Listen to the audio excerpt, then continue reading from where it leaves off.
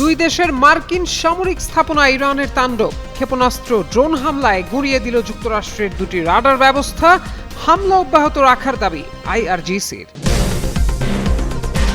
প্রতিশোধের আগুনে জ্বলছে ইরান, এবার প্রকাশ্যে পরিবার সহ ট্রাম্প নেতানিয়াহুর কফিন আঁকা ব্যানার, বিশ্ব রাজনৈতিক অঙ্গনে তোলপাড়। মার্কিন অবরোধ ভাঙতে মরিয়া ইরান, 3 জাহাজের গতিপথে যুক্তরাষ্ট্রের বাধা, ওমান উপসাগরে ওয়াশিংটনের কড়া নজরদারি।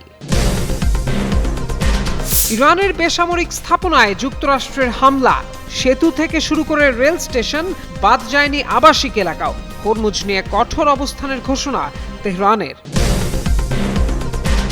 F-35 যুদ্ধ বিমান নিয়ে নেতানিয়াহুর সমালোচনা, ইসরায়েলের প্রধানমন্ত্রীর ওপর চটেছেন ট্রাম্প, বৈঠক ইস্যুতে এড়িয়ে যাচ্ছেন তেল আবিবকে। পৃথিবীর অন্যতম কৌশলগত জলপথ হরমুজ নিয়ে টানা হ্যাঁচড়া লেগেই আছে। কেউ হুটহাট প্রণালীটি বন্ধ ঘোষণা করছে, আবার কেউ মন মর্জি মতো দিচ্ছে নৌ অবরোধ। চলমান টানা পড়ে নেই হরমুজ পার হতে যাওয়া 3 জাহাজকে ফিরিয়ে দিয়েছে মার্কিন নৌসেনারা, জবাবে পিছিয়ে নেই তেহরানও। এরই মধ্যে ওমানের ঘানিম অঞ্চলে অবস্থিত একটি মার্কিন বিমান নিয়ন্ত্রণ রাডার এবং হরমুজ প্রণালীর একটি এলাকায় স্থাপিত মার্কিন সামুদ্রিক নজরদারি রাডার ধ্বংসের দাবি করেছে ইরান।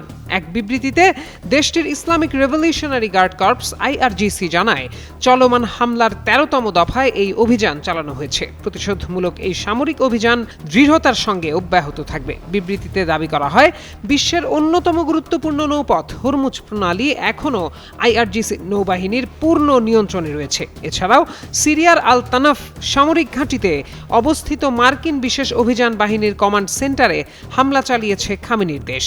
আইআরজিসির দাবি, ইরানের ইরান শাহর এলাকায় ইরানি সেনা সদস্যদের হত্যার প্রতিশোধ হিসেবে এই হামলা চালানো হয়েছে। তারা হুঁশিয়ারি দিয়ে বলেছে, যুক্তরাষ্ট্র নতুন করে হামলা অব্যাহত রাখলে এই জলপথ দিয়ে কোনো তেল বা গ্যাস রপ্তানি করতে দেয়া হবে না।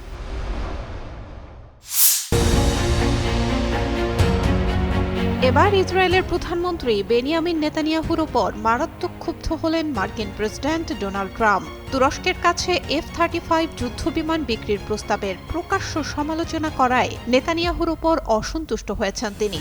বলেন, যুক্তরাষ্ট্রের অস্ত্র বিক্রির সিদ্ধান্তে হস্তক্ষেপ করার কোনো অধিকার নেই ইসরায়েলের। এমন তথ্য দিয়ে একটি প্রতিবেদন প্রকাশ করে মার্কিন সংবাদ মাধ্যম অ্যাক্সিওস। সেখানে হোয়াইট হাউসের 2 জন কর্মকর্তার বরাত দিয়ে বলা হয়, তুরস্কের কাছে F-35 যুদ্ধবিমান বিক্রি করতে চায় যুক্তরাষ্ট্র, কিন্তু দেশটির এমন প্রস্তাবের সমালোচনা করেছে ইসরায়েলের প্রধানমন্ত্রী নেতানিয়াহু। ন্যাটো শীর্ষ সম্মেলনে যোগ দিতে ট্রাম্পের আঙ্কারা সফরের ঠিক আগে ফক্স নিউজকে দেয়া এক সাক্ষাৎকারে প্রকাশ্যে এই সমালোচনা করেন নেতানিয়াহু, আর তাতেই মেজাজ হারান ডোনাল্ড ট্রাম্প। খবরে বলা হয়, 2025 সালের জানুয়ারিতে ট্রাম্প দ্বিতীয় দফায় ক্ষমতায় আসার পর থেকে নেতানিয়াহু অন্তত 6 বার ওভাল অফিসে গেছেন। তবে গত 2 সপ্তাহেরও বেশি সময় ধরে ট্রাম্পের সঙ্গে একটি বৈঠকের চেষ্টা করে যাচ্ছেন ইসরায়েলি প্রধানমন্ত্রী।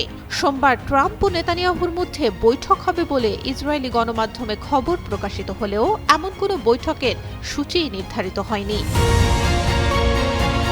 ইসরায়েলি গণমাধ্যমের খবরে বলা হয়েছিল, প্রয়াত সিনেটর লিন্ডসে গ্রাহামের শেষকৃত্যে যোগ দিতে এবং সোমবার ট্রাম্পের সঙ্গে সাক্ষাৎ করতে এই সপ্তাহের শেষে ওয়াশিংটন সফরে যাবেন নেতানিয়াহু।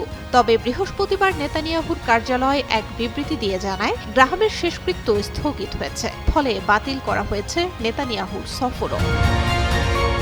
মার্কিন কর্মকর্তারা অ্যাক্সিওসকে জানায়, তাদের মনে হয়েছে জোর করে ট্রাম্পের সঙ্গে একটি বৈঠকে বসতে চাইছেন বিবি। তবে শেষ পর্যন্ত গ্রাহামের স্মরণ সভায় যোগ দিতে নেতানিয়াহু যখন ওয়াশিংটনে যাবেন, তখন একটি বৈঠক হতেও পারে বলে জানান হোয়াইট হাউসের কর্মকর্তারা। সুলতানা সুরমা, যুগান্তর নিউজ।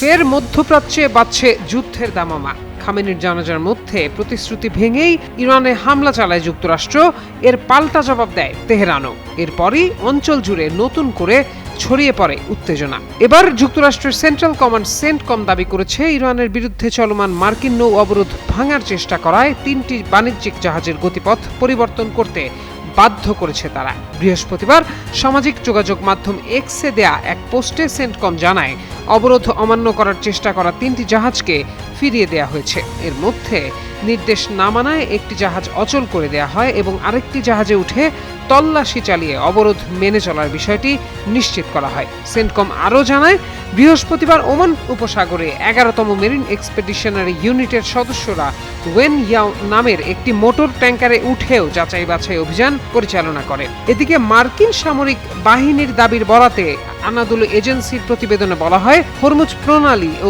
আশপাশের জলপথ স্বাভাবিকভাবে উন্মুক্ত রয়েছে। তবে যুক্তরাষ্ট্রের ভাষ্য অনুযায়ী যারা চলমান মার্কিন নৌ অবরোধ লঙ্ঘনের চেষ্টা করছে তাদের বিরুদ্ধে কঠোর ব্যবস্থা নেওয়া হচ্ছে। ইরানে টানা 6ষ্ঠ রাতের মতো হামলা চালিয়েছে যুক্তরাষ্ট্র। দেশটির দক্ষিণাঞ্চলের বিভিন্ন গুরুত্বপূর্ণ অবকাঠামো লক্ষ্য করে চালানো হামলায় হতাহতের ঘটনা ঘটেছে।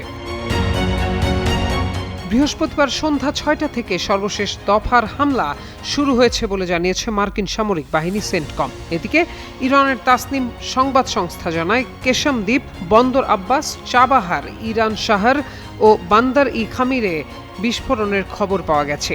হামলায় বন্দর আব্বাসের বিদ্যুৎ স্থাপনা ও রেল স্টেশন সহ বিভিন্ন বেসামরিক অবকাঠামো ক্ষতিগ্রস্ত হয়। এছাড়া কেহেভারস্তান সেতুতে এবং একটি আবাসিক এলাকায় চালানো মার্কিন হামলায় 2 জন নিহত ও 8 জন আহত হয়েছেন। হামলা অব্যাহত থাকলে সংঘাত নতুন এলাকায় ছড়িয়ে পড়বে বলে হুঁশিয়ারি দিয়েছে ইরান। তাসনিম আরও জানায়, ইরান শহরের একটি বিমানবন্দরে মার্কিন ক্ষেপণাস্ত্র হামলা হয়েছে। পাশাপাশি অপর স্থানের একটি যোগাযোগ টাওয়ারে হামলার ফলে ওই এলাকায় বিদ্যুৎ সরবরাহ বিচ্ছিন্ন হয়ে যায়। এর আগে বৃহস্পতিবার ইরানের ইসলামী বিপ্লবী গার্ড বাহিনী IRGC দাবি করে, বাহরাইনে মার্কিন বাহিনীর ব্যবহৃত একটি বিমান ঘাঁটিতে হামলা চালিয়েছে তারা। আহভাজ শহরের একটি শিশু ক্যান্সার হাসপাতাল খালি করতে বাধ্য করা মার্কিন হামলার জবাব হিসেবে এ আক্রমণ চালানো হয়েছিল। কুয়েত ও জর্ডানেও হামলা চালানো হয়েছে বলে দাবি IRGC। এমন পরিস্থিতিতে গত মাসে যুক্তরাষ্ট্র ইরান স্বাক্ষরিত অন্তর্বর্তী সমঝোতা স্মারকের ভবিষ্যৎ নিয়ে নতুন করে শঙ্কা তৈরি হয়েছে। প্রত্যয় দাস, যুগান্তর নিউজ। ইরানের দক্ষিণাঞ্চলে দফায় দফায় বিমান হামলা চালিয়েছে যুক্তরাষ্ট্র। টানা কয়েকদিনের হামলায় দেশটিতে 35 জন নিহত ও 3 শতাধিক মানুষ আহত হয়েছেন।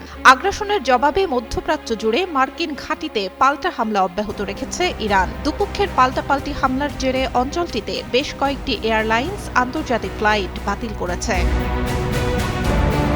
নজিরবিহীন হামলা পাল্টা হামলায় রণক্ষেত্র মধ্যপ্রাচ্য। ইরানের বন্দর আব্বাস এবং চাবাহার সহ দক্ষিণাঞ্চলীয় প্রদেশগুলোর সামরিক ও বেসামরিক স্থাপনায় আবারও দফায় দফায় আঘাত এনেছে যুক্তরাষ্ট্র। এতে ব্যাপক ক্ষতির খবর পাওয়া গেছে। ইরানের স্বাস্থ্য মন্ত্রণালয় জানিয়েছে, মার্কিন হামলায় এই পর্যন্ত অন্তত 35 জন নিহত এবং 3 শতাধিক মানুষ আহত হয়েছে। মার্কিন আগ্রাসনের জবাবে মধ্যপ্রাচ্য জুড়ে তীব্র প্রতিরোধ গড়ে তুলেছে ইরান ও তার মিত্ররা। কুয়েতের প্রতিরক্ষা মন্ত্রণালয়ের দাবি, তারা ইরানের অন্তত 20টিরও বেশি ড্রোন এবং 4টি ক্ষেপণাস্ত্র ভূপাতিত করেছে। অন্যদিকে ইরাকের ইরবিলে মার্কিন কনসুলেট ও সামরিক ঘাঁটি লক্ষ্য করে চালানো হয়েছে ড্রোন হামলা।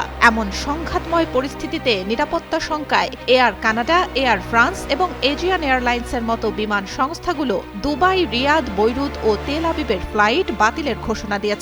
মার্কিন প্রেসিডেন্ট ডোনাল্ড ট্রাম্প দাবি করেছেন, ইরান এখন সমঝোতা করার জন্য ব্যাকুল হয়ে উঠেছে। তবে ওয়াশিংটন চূড়ান্ত সিদ্ধান্ত নেয়ার আগে ইরানকে সংযত আচরণ করতে হবে। এদিকে কূটনীতির মাঠে ওয়াশিংটনের সঙ্গে যে কোনো আলোচনার সম্ভাবনা নাকচ করে দিয়েছে তেহরান। ইরানের পার্লামেন্টের স্পিকার মোহাম্মদ বাঘের গালিবাফ স্পষ্ট করে বলেছেন, যুক্তরাষ্ট্র যদি তাদের প্রতিশ্রুতি রক্ষা না করে তবে ইরানেরও সমঝোতা চুক্তি মেনে নেয়ার কোনো বাধ্যবাধকতা নেই। এই পরিস্থিতিতে ইরানের ওপর নতুন করে নিষেধাজ্ঞা জারি করেছে যুক্তরাষ্ট্র। তেহরান যেন আন্তর্জাতিক উৎস থেকে অস্ত্র ও সামরিক সরঞ্জাম সংগ্রহ করতে না পারে, সেজন্য ইরান, রাশিয়া এবং নাইজেরিয়ার বেশ কিছু ব্যক্তি ও সংস্থাকে এই নিষেধাজ্ঞার আওতায় আনা হয়েছে। সুলতানা সুরমা, যুগান্তর নিউজ। বিদেশি শিক্ষার্থী সাংস্কৃতিক বিনিময় কর্মসূচিতে অংশগ্রহণকারী এবং বিদেশি সাংবাদিকদের জন্য ভিসা নীতিতে নতুন কড়াকড়ি আরোপ করেছে যুক্তরাষ্ট্রের প্রেসিডেন্ট ডোনাল্ড ট্রাম্পের প্রশাসন। বৃহস্পতিবার প্রকাশিত দেশটির হোমল্যান্ড সিকিউরিটি বিভাগ DHS এর চূড়ান্ত বিধিমালায় বলা হয়েছে, আন্তর্জাতিক শিক্ষার্থীদের F ভিসা, সাংস্কৃতিক বিনিময় কর্মসূচির J ভিসা এবং বিদেশি সাংবাদিকদের I ভিসার জন্য নির্দিষ্ট মেয়াদ বেঁধে দেয়া হবে। বর্তমানে এসব ভিসা সংশ্লিষ্ট শিক্ষা, প্রশিক্ষণ বা চাকরির পুরো সময়ের জন্য বৈধ থাকে। তবে নতুন নিয়ম কার্যকর হলে ভিসার মেয়াদ নির্দিষ্ট সময়ের মধ্যে সীমাবদ্ধ থাকবে। ফেডারেল রেজিস্টারে প্রকাশের 60 দিন পর কংগ্রেসের পর্যালোচনা সাপেক্ষে এই নিয়ম কার্যকর হবে।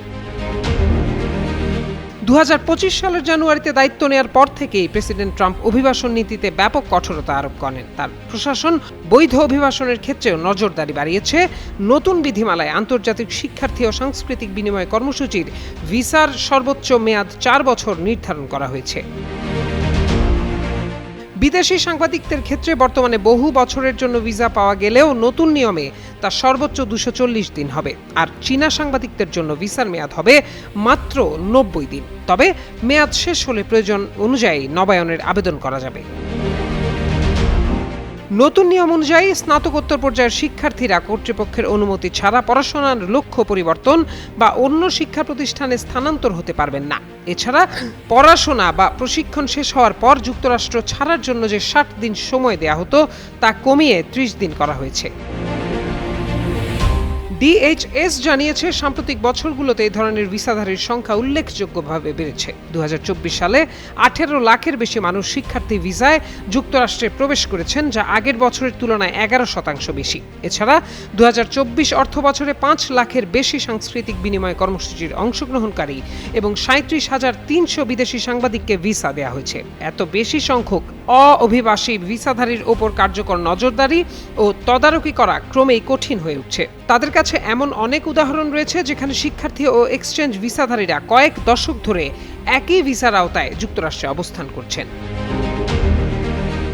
নতুন নিয়ম অনুযায়ী নির্ধারিত মেয়াদের পরও যুক্তরাষ্ট্রে থাকতে চাইলে ভিসাধারীদের ডিএইচএস এর কাছে মেয়াদ বাড়ানোর আবেদন করতে হবে অথবা দেশ ছেড়ে পুনরায় ভিসা নিয়ে যুক্তরাষ্ট্রে প্রবেশ করতে হবে। প্রত্যয় দাস, যুগান্তর নিউজ।